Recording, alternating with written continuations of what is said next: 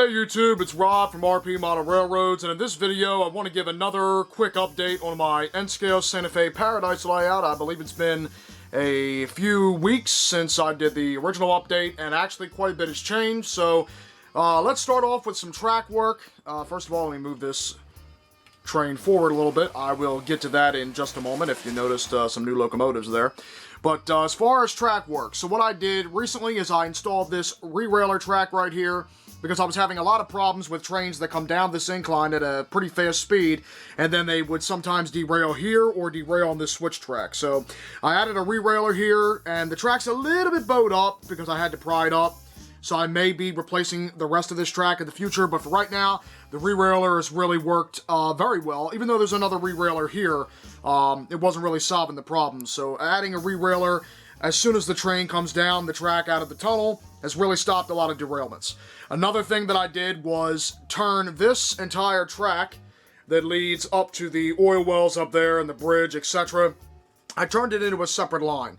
So what I did is I installed a block connectors here, and then used a power track, which was already wired from a previous layout project that I did. Also a re-railer, which was perfect. Wired it down through the layout and to this third power pack. So basically now I've got the ability to have three separate lines. Obviously this power pack controls where the action goes on for the majority of the layout on the two loops. This line here controls the yard, as I like to call it, where I store all the locomotives.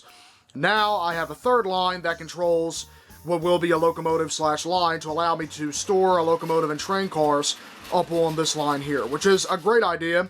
And then obviously if I ever wanted to have a train up here, start from up there at the oil wells and then run around the layout and then go back, I can just turn on both power packs. It'll go over the switch track with no problem, and that works. But if I want to store a locomotive up here, I can now do so because it's on a separate circuit, if you will, or a separate line.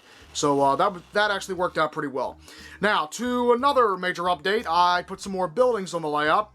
First and foremost, I found this pre-built and already weathered freight station and a lot of N-scale buildings for a pretty good price, so I got it. It finally came in. Luckily, nothing broke in shipping, and it looks pretty good on the layout.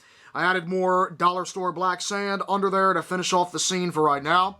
And you may be wondering what happened to the coal company that was here. I actually moved the coal depot up there to the hill right now. I know it looks a little bit awkward hanging off the hill, but I'm going to either be keeping the coal depot or adding a coal mine in the future on top of the hill to go along with the scene. So for right now, I just put it up there, as I definitely do want to continue to use it.